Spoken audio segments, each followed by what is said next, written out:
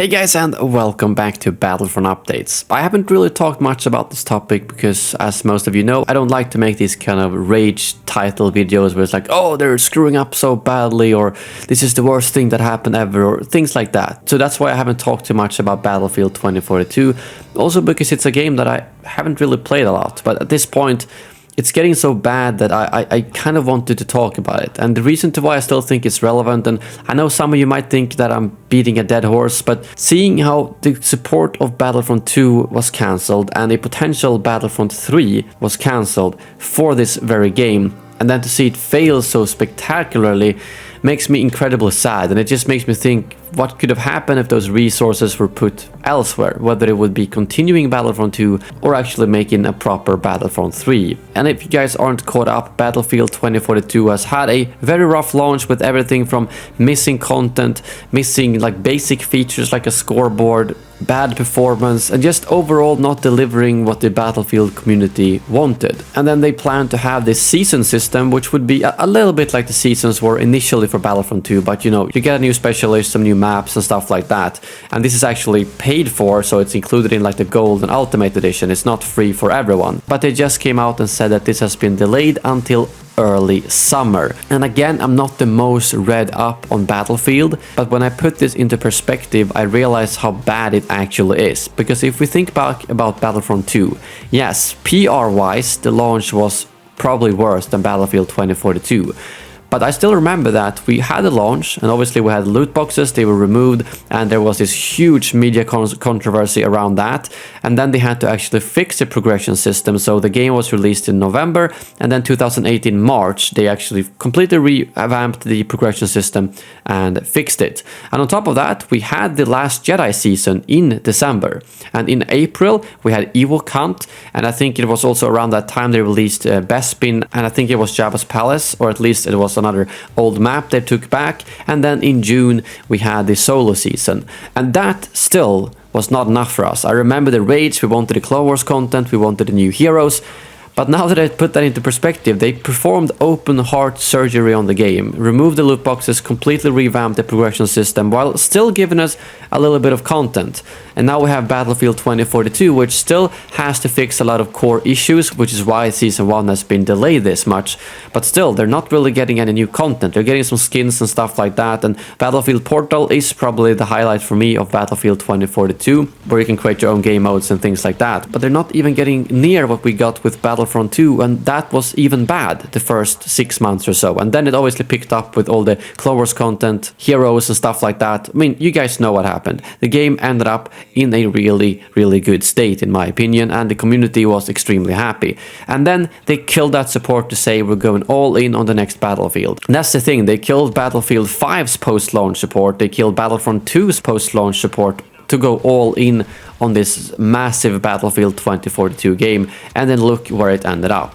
The play count has already dwindled. Like on Steam, it's 4,000 people playing it right now, and I know Steam isn't representative because obviously we have Origin, consoles and whatnot, but the peak was 100,000, it's down at 4,000.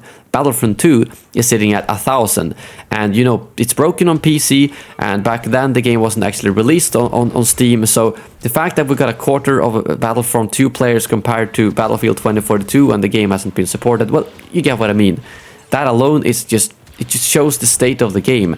And they are planning to release a patch early March, which are going to fix like some scoreboard stuff, but that's not going to be enough to make people play the game again. And if you're not getting new content until like June or July, I mean, the game is going to be dead by then. And Battlefront 2, I mean, again, we had the loot boxes, we had all that controversy, but I thought the core gameplay was still pretty good. There was a lot of stuff to be fixed, a lot of stuff to be added, but we could still play the game and have fun. For Battlefield 2042, there's a lot of small things that don't seem to work.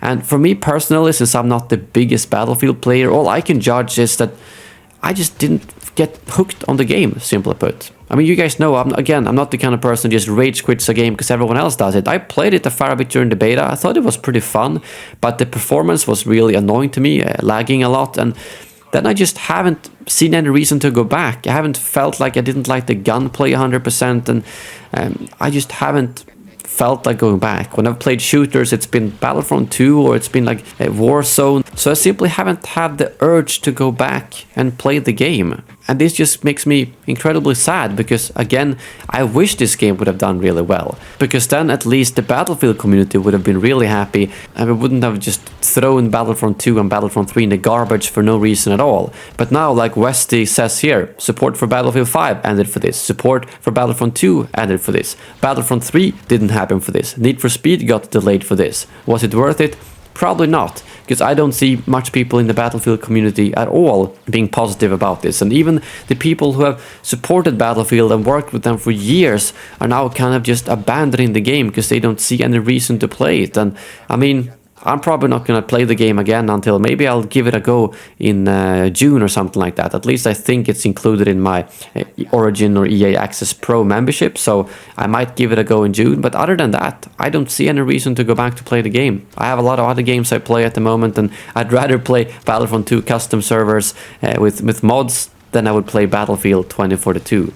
Plus we got Lego Star Wars: The Skywalker Saga and all that kind of stuff. It just makes me so sad seeing this happen with Battlefield, seeing the community react to this and everyone being just so sad at thinking what we could have had for Battlefront 2. I mean, I understand that so many developers left DICE, probably because they saw the potential in Battlefront, whether it would be continuing or Battlefront 3, and then when that was shut down and they saw where this was going, well, I don't blame them for leaving. So yeah, it's really rough, and I honestly feel bad for the developers working there having to take so much crap as well.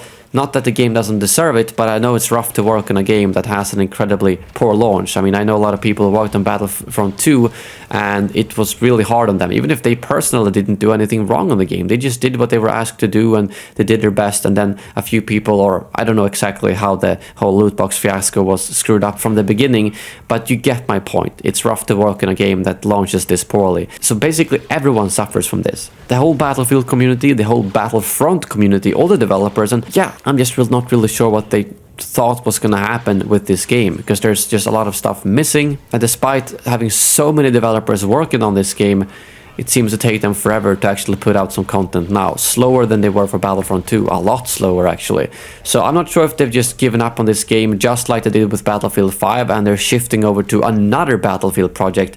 But at this point, will anyone buy the next Battlefield game after so many flops? I'm not really sure, because they've already promised these seasons to be included in the Gold and Ultimate Edition, so they obviously have to put that content out. But I wouldn't be surprised if they just release what they are obliged to do and then they just shut down that game and work on a new one. At this point, I actually don't want a Battlefront 3 from them. I mean, they have changed out the leadership now, so maybe that will have a positive effect, but I feel like they need to do something to get the studio together to be able to provide some good content, because since they stopped the support of Battlefront 2, nothing good has really come out of DICE, unfortunately. And again, it's not something I'm happy for. I'm just sad on everyone's behalf that this is how it turned out, and I'm extremely disappointed. And I would imagine a lot of people who worked on Battlefront and saw the potential feel the same way. Anyways, I don't think there's much more I can say here. I would love to hear in the comments below what you guys think about this whole situation, although I think I know what most comments are gonna say. But yeah, thank you guys very much for watching, and as always, may the Force be with you.